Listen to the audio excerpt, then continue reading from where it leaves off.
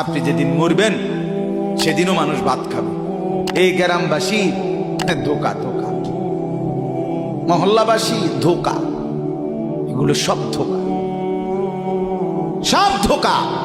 বন্ধুরা ধোকা, স্ত্রী ধোকা, এগুলো সব ধোকা। সব ওই রাত্রে খানা খাবে, আপনারে দাফন করে আসে। আরো বেশি খাইব মানুষের ঘরের থেকে, যাইতে আইনা ভাত খাওয়ায়।